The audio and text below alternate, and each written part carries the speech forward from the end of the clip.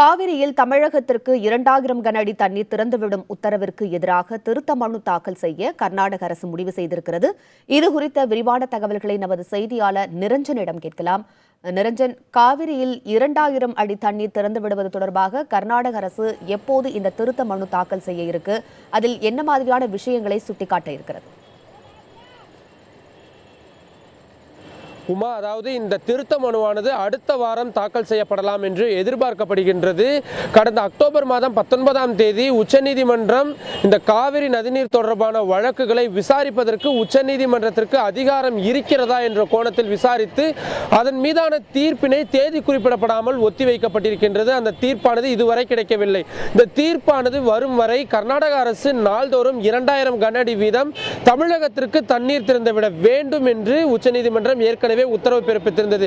கிட்டத்தட்ட ஒரு மாதத்திற்கும் மேலாகிவிட்ட சூழ்நிலையில் தற்பொழுது பருவமழையும் பொய்த்து போயிருக்கும் காரணமாக எங்களால் தமிழகத்திற்கு தேவையான தண்ணீரை திறந்துவிட முடியாத சூழ்நிலை இருப்பதாக கூறி கர்நாடக அரசானது உச்சநீதிமன்றத்தில் இந்த திருத்த மனுவானது அடுத்த வாரம் தாக்கல் செய்யப்படும் என்று எதிர்பார்க்கப்படுகின்றது.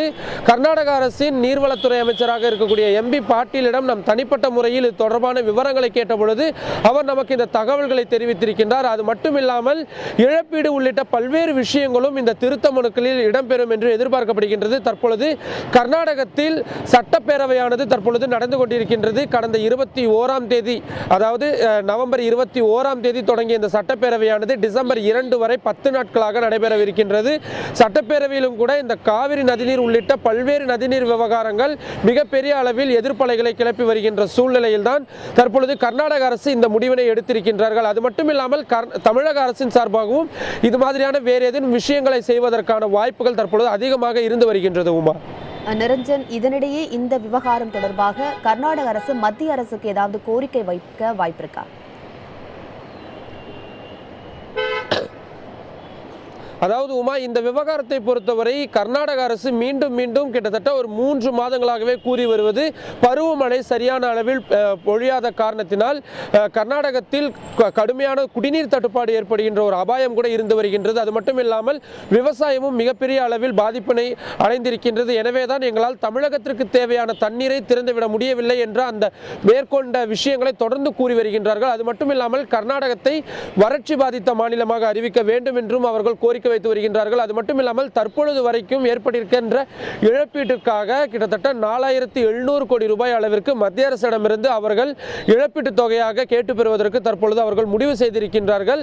எனவே இது குறித்து அடுத்த வாரம் எம்பி பாட்டீல் அவர்கள் தலைநகர் டெல்லிக்கு வருவார் என்று எதிர்பார்க்கப்படுகின்றது. தற்பொழுது அங்கு தற்பொழுது தலைநகர் டெல்லியிலும் நாடாளுமன்ற குளிர்கால கூட்டத்தொடர் சென்று கொண்டிருப்பதன் காரணமாக மாநிலத்தைச் சேர்ந்த எம்பிக்களும் பிரதமர் நரேந்திர மோடியிடம் இது தொடர்பாக வலியுறுத்தல்கள் முன்வைக்கலாம் என்றும் தகவல்களும் தற்பொழுது தெரிய வந்திருக்கிறது. உமா நிரஞ்சன், கர்நாடக அரசின் இந்த திருத்த மனு தாக்கல் முடிவிற்கு எதிராக தமிழக அரசு சார்பில் ஏதாவது மனு தாக்கல் செய்யப்பட வாய்ப்பிருக்குமா? தமிழக அரசு தரப்பு வழக்கறிஞர்களிடம் சரி, தமிழக அரசு அதிகாரிகளிடம் சரி, நாம் தொடர்ந்து இது தொடர்பாக பல்வேறு விஷயங்களையும் தகவல்களையும் திரட்டி கொண்டிருக்கின்றோம். அதன் வகையில் தற்பொழுது தமிழக அரசும் கர்நாடக அரசு இந்த 2000 கன அடி தண்ணீரை உச்சநீதிமன்றம் உத்தரவு பிறப்பித்த அந்த 19ஆம் தேதிக்கு பிறகு சரிவர திறந்துவிடவில்லை என்று கூறி உச்சநீதிமன்றத்தில் மனு தாக்கல் செய்யப்படும் என்று எதிர்பார்க்கப்படுகின்றது. இதற்காக தற்பொழுது மூத்த வழக்கறிஞர்களுடன் அவர்கள் ஆலோசனை நடத்தி கொண்டிருக்கின்றார்கள்.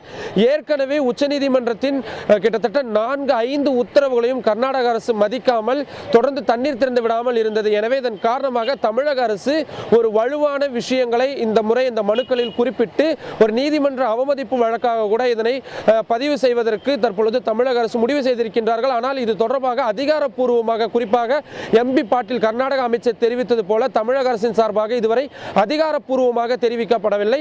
ஆனால் இந்த மனுக்களை தயாரிப்பதற்கான பணிகளானது தொடர்ந்து தலைநகர் டெல்லியில் நடைபெற்றுக் கொண்டிருக்கின்றது. எனவே கர்நாடக அரசு இந்த திருத்த மனுவினை தாக்கல் செய்த பின்னர் தமிழக அரசின் சார்பாக இந்த நீதிமன்ற அவமதிப்பு வழக்கானது தாக்கல் செய்யப்படலாம் என்று எதிர்பார்க்கப்படுகின்றது. அதே வேளையில் உச்சநீதிமன்றமும் இந்த காவிரி தொடர்பான வழக்குகளை விசாரிப்பதற்கு உச்சநீதிமன்றத்திற்கு அதிகாரம் இருக்கிறதா என்பது தொடர்பான அந்த தீர்ப்பையும் வருகின்ற வாரங்களில் அவர்கள் வெளிப்படுத்தலாம் என்று எதிர்பார்க்கப்படுகிறது. உமா